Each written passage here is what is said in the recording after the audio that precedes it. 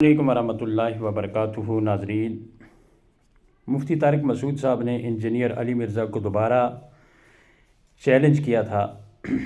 چونکہ علی مرزا کو پہلے بھی علی مرزا نے چیلنج کیا اور مفتی طارق مسعود صاحب نے اس کو ایکسیپٹ کیا تھا، اور مفتی صاحب جہلم سے کراچی سے جہلم چل کے آیا اور علی مرزا چھپ گیا۔ یہ تو ساری باتیں سب کو پتہ ہیں، اور پھر ذلیل ہو گیا وہ آدمی جو صحابہ کرام رضوان اللہ تعالیٰ علیہم اجمعین کے خلاف بولتا ہے یا ان پر زبان درازی کرتا ہے، سیدنا معاویہ رضی اللہ عنہ کو، اس کو تو اللہ نے ذلیل کرنا ہی ہے۔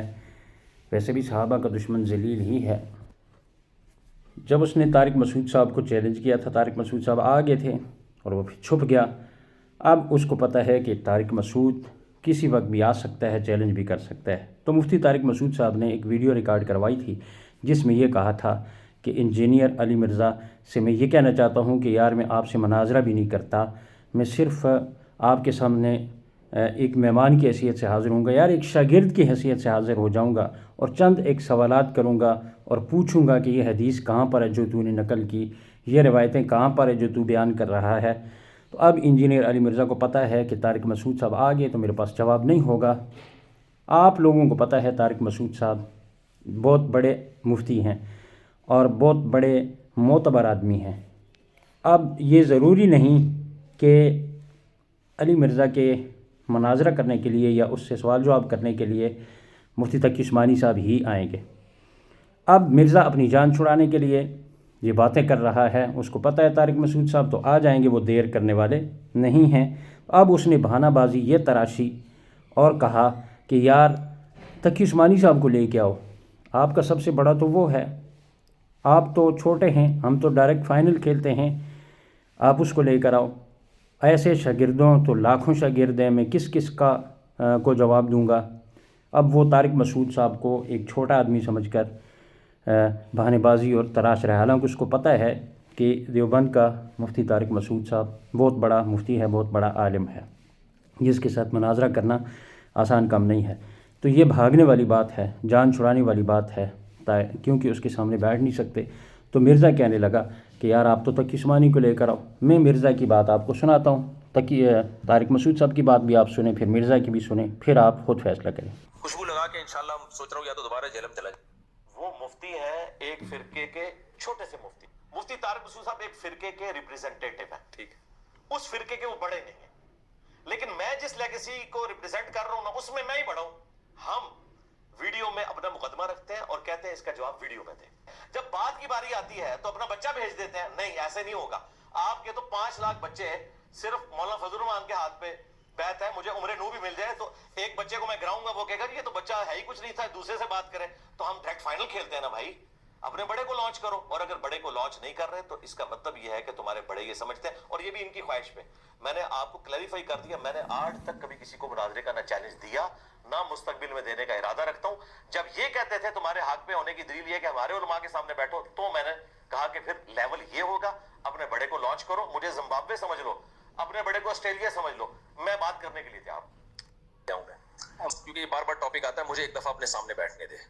میں مناظرہ نہیں کروں گا، میں جیسے آپ نے ہر ایک کو سوال کرنے کی اجازت دی ہے، میں بھی آپ سے ایک طالب علم بن کے آؤں گا، اسٹوڈنٹ کی حیثیت سے، بہت ادب سے، بہت تمیز سے، کوئی جھگڑا نہیں، کوئی پھڈا نہیں، ایسے بیٹھوں گا آپ کی خدمت میں، آپ کے چرنوں میں، آپ کے پاؤں میں، آپ سے سوال پوچھوں گا، آپ نے یہ جو حدیث پڑھی تھی اس دن، اس کا جو ترجمہ کیا تھا، یہ کون سی کتاب میں لکھا ہوا ہے یہ والا ترجمہ، سمجھ رہے ہیں؟ آپ نے جو یہ کہا تھا کہ کسی نے بھی اس حدیث کو صحیح قرار نہیں دیا، تو یہ آپ کو خواب آیا تھا یا کسی بزرگ نے کوئی الہام ہوا تھا، فلاں فلاں نے اس کو صحیح قرار دیا ہے، آپ نے کیسے پھینک دی؟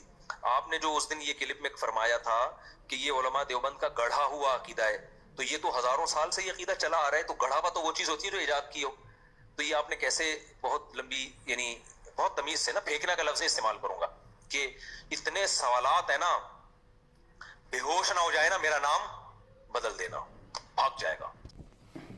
تو آپ نے یہ بات سن لی ہے انجینئر علی مرزا کی بھی اور مفتی طارق مسعود صاحب کی بھی، کہ مفتی طارق مسعود صاحب کہہ رہے ہیں کہ میں مناظرہ نہیں کروں گا، صرف سوال کروں گا، آپ ان سوالوں کے جواب دیجئے۔ اور علی مرزا کہہ رہا ہے کہ یار مجھے آپ زمبابوے سمجھ لیجئے اور اپنے بڑے کو آسٹریلیا سمجھ لیجئے اور میچ کروائیے۔ اور بھائی ادھر سے تو کہہ رہا ہے کہ میں چیلنج نہیں کرتا کسی کو، ادھر سے تو کہہ رہا ہے کہ مقابلہ کروائیں، مجھے زمبابوے سمجھ لیں، اور آسٹریلیا تو پھر اچھی طرح پھینٹی لگاتا ہے زمبابوے کی۔ آپ کو کیا لگتا ہے کہ زمبابوے آسٹریلیا سے جیت جاتا ہے یا جیت سکتا ہے؟ تو بھائی آپ کے لیے تقی عثمانی صاحب تو بہت ہی بڑی چیز ہیں، بہت ہی بڑی چیزیں آپ کے لیے۔ تو طارق مسعود صاحب بھی آسٹریلیا سے کم نہیں ہیں، چاروں طرف کھیلنا جانتے ہیں اور بہت اچھی باؤلنگ کرنا بھی جانتے ہیں اور باؤنسر مارنا بھی جانتے ہیں اور چھکے اور چوکے لگانا بھی جانتے ہیں۔ تو آپ الٹی سیدھی باتیں کرتے ہو، کیونکہ آپ اندر بیٹھ کر 7 کمروں کے اندر بیٹھ کر جو حدیث کا غلط ترجمہ کر کے لوگوں کو، جوانوں کو زیادہ تر گمراہ کرنے کی کوشش کرتے ہو، کیونکہ علماء کے سامنے جب آپ بیٹھو گے تو آپ کو پتہ ہے کہ میرا جھوٹ بے نقاب ہو جائے گا، مرزا قادیانی کی طرح، خمینی کی طرح تمہارا جھوٹ بے نقاب ہو جائے گا۔ اس لیے تم علماء حق کے سامنے بیٹھنے کی جسارت، ہمت نہیں کر سکتے اور بہانے بازی تراشتے ہو۔ اور تجھے پتہ ہے کہ تقی عثمانی صاحب تیرے جیسے لاکھوں بھی آ جائیں، تقی عثمانی صاحب تھوکتے بھی نہیں، پیشاب بھی نہیں کرتے تمہارے اوپر۔ تمہیں پتہ ہے تقی عثمانی صاحب نے تو آنا نہیں میرے مقابلے میں، کیونکہ تمہارا اور تقی عثمانی صاحب کا لیول ہی نہیں ہے۔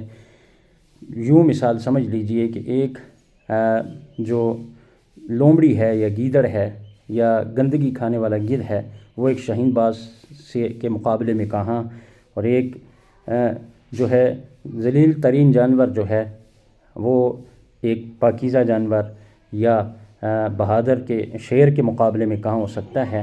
تو تمہاری حیثیت یہ ہے کہ تم زمین پر گندگی اٹھانے والے ہو، اور تقی عثمانی صاحب آسمان کا چمکتا ہوا ستارہ ہے، علماء دیوبند کا عظیم ہیرو ہے۔